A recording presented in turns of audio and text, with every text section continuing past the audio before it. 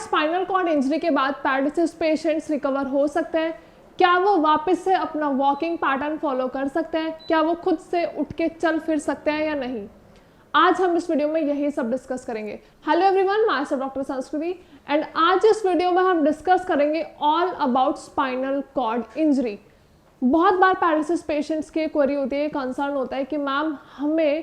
Paralysis का attack आया क्योंकि हमें स्पाइनल कॉर्ड इंजरी हुई है, या फिर बहुत बार रोड ट्रैफिक एक्सीडेंट की वजह से हमारे स्पाइनल कॉर्ड इंजरी हो जाती है, हमारे स्पाइनल कॉर्ड इंजर्ड हो जाती है। तो क्या उन पर्टिकुलर केसेस में या फिर कुछ ऐसे पर्टिकुलर पेशेंट्स अपनी नॉर्मल एक्टिविटी में वापस आ सकते हैं? क्या एक्सरसाइजेस करने से, क्या प्रॉपर मेडिकेशंस लेने से वो अपनी कंडीशन रिवर्स कर सकते हैं या नहीं, ये आज हम इस वीडियो में जानेंगे। जनरली जब भी पैरालिसिस का थॉट हमारे माइंड में आता है या फिर स्ट्रोक पेशेंट्स का थॉट आता है, तो सबसे पहला जो एक माइंडसेट पेशेंट्स का है वो यही है कि या तो ये क्लॉटिंग की वजह से हुआ है, क्योंकि कहना और ज़्यादातर हमारे पास जो केसेस होते हैं, या फिर एक कॉमन फैक्टर क्लॉटिंग का ही होता है कि ब्रेन में खून का थक्का जम गया, उसकी वजह से मस्कुलर एक्टिविटीज़ नहीं हो पा रही है, ब्रेन कमांड्स नहीं दे पा रहा है, या फिर उससे दूसरा रीज़न है ब्रेन हैमरेज का, मतलब दिमाग की नस फट गई है। लेकिन आज हम एक और कॉज के बारे में बात करेंगे, that is spinal cord injury.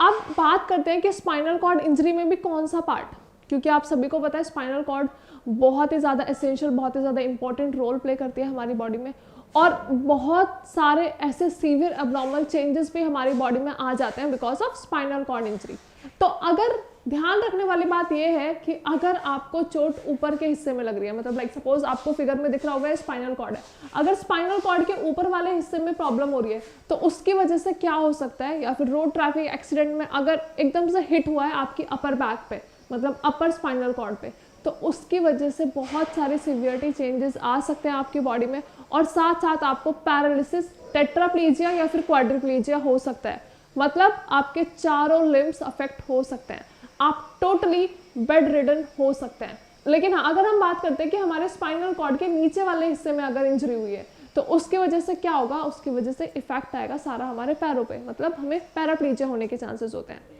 अब पेशेंट्स की क्वेरी जो है वो यही है, क्योंकि जब भी हमारे पास ट्रायल्स में पेशेंट्स आते हैं स्पाइनल कॉर्ड इंजरी के स्पेशली, तो वो यही पूछते हैं मैम हम खुद से उठ फिर सकते हैं, हम खुद से चल सकते हैं, क्या हम स्पाइनल कॉर्ड की वजह से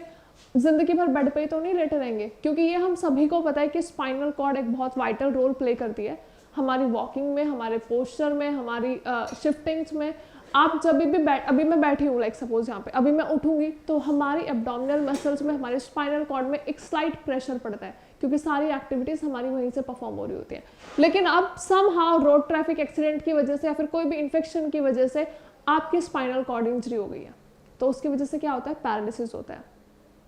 अब पेशेंट्स ये सोचते हैं कि मैम अब हम अपनी कमर ठीक करें या फिर हम अपने चलने पे फोकस करें। तो आपको ये माइंडसेट सबसे पहले अपने माइंड से निकालना है, आपको ये नेगेटिव थॉट सबसे पहले निकालना है, क्योंकि ऐसा नहीं है कि स्पाइनल कॉर्ड इंजरी के पेशेंट्स में रिकवरी देखने को नहीं मिलती। इट्स ऑल अबाउट, जैसे पैरालिसिस पेशेंट्स फर्स्ट 6 मंथ्स में बहुत जल्दी रिकवर कर जाते हैं, स्पाइनल कॉर्ड के पेशेंट्स भी फर्स्ट 6 मंथ में बहुत जल्दी रिकवर कर जाते हैं, या फिर अगर समहाउ उनकी रिकवरी बहुत ज़्यादा ग्रेजुअल है, बहुत ज़्यादा स्लो है, तो 1 to 2 ईयर में छोटे छोटे चेंजेस, स्लो चेंजेस देखने को मिलते हैं और पेशेंट्स बहुत जल्दी रिकवर भी हो जाते हैं। लेकिन हाँ, अगर आप ये सोचो कि आपको चोट भी लगी, आपको पैरालिसिस भी हुआ, आप पूरे दिन बेड पे लेटे रहोगे तो आप ठीक हो जाओगे,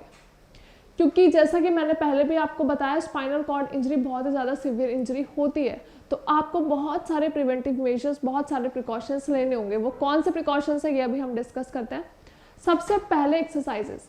लेकिन हाँ एक्सरसाइजेस के टाइम आपको ये ध्यान रखना है कि आप कौन सा करेक्ट पैटर्न फॉलो कर रहे हो, कौन सा करेक्ट रिहैबिलिटेशन प्रोग्राम फॉलो कर रहे हो, क्योंकि बहुत बार ऐसा होता है कि पेशेंट्स 1-2 एक्सरसाइज करके अपनी होप छोड़ देते हैं, या फिर कुछ कम ड्यूरेशन के लिए लाइक सपोज 15 डेज या फिर 1 मंथ के प्रोग्रेशन के बाद वो छोड़ देते हैं कि हमें तो रिकवरी देखने को मिल ही नहीं रही है, हमें तो रिजल्ट्स देखने को मिल ही नहीं रहे हैं। तो आपको थोड़ा पेशेंस रखना पड़ेगा, आपको कॉन्फिडेंस रखना पड़ेगा अपने आप पे कि आप ठीक हो जाओगे, क्योंकि प्रॉब्लम बहुत ज़्यादा सीवियर है। पैरालिसिस पेशेंट्स बहुत जल्दी अपनी होप छोड़ देते हैं ठीक होने की। तो सबसे पहले जो ध्यान रखने वाली बात है वो यही है कि आप अपने पेशेंस को लूज ना करें, आप अपनी होप्स को लूज ना करें, और आप जितनी एक्सरसाइजेस करोगे,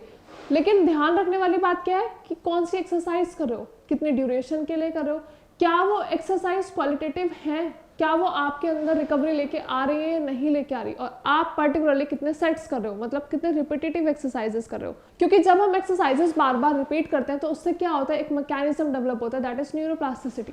अब न्यूरोप्लास्टिसिटी को वापस से रीजनरेट करने के लिए, मतलब आपकी ब्रेन एक्टिविटीज को वापस से रीजनरेट करने के लिए ये बहुत ज़रूरी हो जाता है कि हम पेशेंट को एक ही एक्सरसाइजेस के बहुत सारे सेट्स करवाएं। लेकिन हाँ, कब करवाएं, जब पेशेंट्स खुद से कंफर्टेबल हो, जब पेशेंट्स खुद से इनिशिएटिव ले रहे हो। क्योंकि अगर आप अपने पेशेंट को हर टाइम ज़बरदस्ती एक्सरसाइजेस कराओगे तो उससे रिकवरी देखने को नहीं मिलेगी। तो इंपॉर्टेंट यही है कि पेशेंट खुद से इनिशिएटिव ले और बोले खुद अपने थेरेपिस्ट को या केयर गिवर्स को कि मुझे एक्सरसाइजेस कराओ, मुझे उठा के हाथ से बिठाओ, या फिर मैं लेटा हुआ, मैं पूरे दिन लेटा ही रहता हूँ तो मेरी एटलीस्ट मेरी टर्निंग्स दिलवाओ।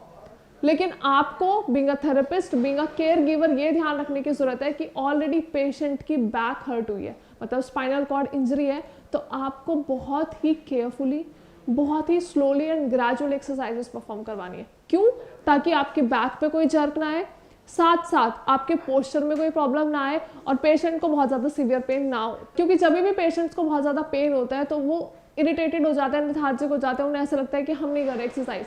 हमें एक्सरसाइजेस से कोई रिकवरी नहीं मिल रही है। तो सबसे पहला जो पॉइंट ध्यान रखना है वो यही रखना है कि आपको अपने पेशेंट का मेंटल लेवल समझना होगा, आपको उनको हेल्थली बूस्ट अप रखना होगा, आपको उनको कॉन्फिडेंस में लेके आना होगा कि वो ठीक हो जाएंगे। लेकिन कब ठीक होंगे? जब वो धीरे धीरे ग्रेजुअली एटलीस्ट कुछ रेंज ऑफ मोशन तो परफॉर्म करें। क्योंकि पेशेंट्स को ये लगता है कि हम ठीक नहीं हो पाएंगे, हम कितनी भी एक्सरसाइजेस कर लें हम ठीक नहीं होंगे। तो सबसे पहले ये माइंडसेट आपको निकालना है, जितने भी नेगेटिव थॉट्स हैं अपने माइंड से निकालने हैं। और ऐसा नहीं है कि स्पाइनल कॉर्ड इंजरी के पेशेंट्स ठीक नहीं हो सकते, हाँ, लेकिन मैं फिर से कहूँगी कि टाइम लगता है। अगर 6 मंथ्स में आपको बहुत जल्दी रैपिड रिकवरी दिख रही है और फिर समहाउ आपकी रिकवरी रुक गई है, तो ऐसा नहीं है कि आप रिकवर नहीं कर रहे, लेकिन बस ये हो जाता है कि आपकी रिकवरी बहुत ज़्यादा ग्रेजुअल होना शुरू हो जाती है, बहुत ज़्यादा स्लो होना शुरू हो जाती है। लेकिन उसका ये मतलब नहीं है कि रिकवरी हो नहीं रही।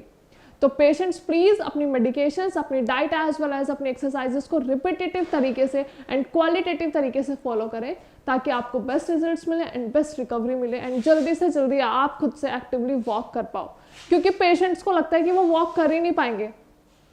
क्योंकि जब उनके स्पाइनल कॉर्ड, उनकी बैक उन्हें सपोर्ट नहीं करेगी तो वो वॉक कैसे करेंगे। लेकिन जब भी हम उन एक्सरसाइजेस प्रोटोकॉल फॉलो कराते हैं, हम उन्हें सपोर्टेड वॉक कराते हैं, या फिर आप सपोर्ट कैसा भी हो सकता है, या फिर मैनुअल सपोर्ट या फिर वॉकर्स और क्रचेस का सपोर्ट। लेकिन ध्यान ये रखना है कि ऑलरेडी इंजरी बहुत सीवियर है, तो पेशेंट्स को हमें केयरफुली हैंडल करना होता है, केयरफुली उन्हें प्रोटेक्टेड तरीके से कवर करके चलवाना होता है, ताकि पेशेंट एनी हाउ फॉल ना करे। आई होप वीडियो में मैंने जो भी चीज़ें बताई हैं, जो भी बातें आपको स्पेशली स्पाइनल कॉर्ड इंजरी के बारे में बताई हैं, वो आपको समझ में आई होंगी। आपके माइंड से एटलीस्ट ये नेगेटिव थॉट तो निकला होगा कि स्पाइनल कॉर्ड इंजरी के पेशेंट्स ठीक नहीं होते, या फिर स्पाइनल कॉर्ड की वजह से हुआ पैरालिसिस कभी ठीक नहीं होता। अगर वीडियो के रिगार्डिंग कोई भी क्वेरी है, या फिर आपको पहले कभी SCI स्पाइनल कॉर्ड इंजरी हुई है और आप ठीक नहीं हो रहे हो, आप रिकवर नहीं कर पा रहे हो, तो डू कॉन्टैक्ट श्रेयास। हमारे डॉक्टर्स आपको बेस्ट कंसल्टेशन प्रोवाइड करेंगे and that is totally free of cost. उसके साथ साथ आपको कौन सी करेक्ट एक्सरसाइजेस फॉलो करनी है, कितनी ड्यूरेशन के लिए करनी है, कितने नंबर ऑफ सेट्स परफॉर्म करने हैं, उसके साथ कौन सी डाइट लेनी है, एज वेल एज कौन सी मेडिकेशंस लेनी है, ये सब भी हमारे डॉक्टर्स आपको समझाएंगे।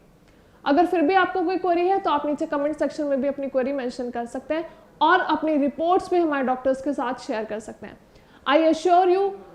बहुत कम टाइम में, बहुत ग्रेजुअल टाइम में आपको रिकवरी देखने को मिलेगी एंड आपको बेस्ट रिजल्ट्स मिलेंगे। Thank you so much.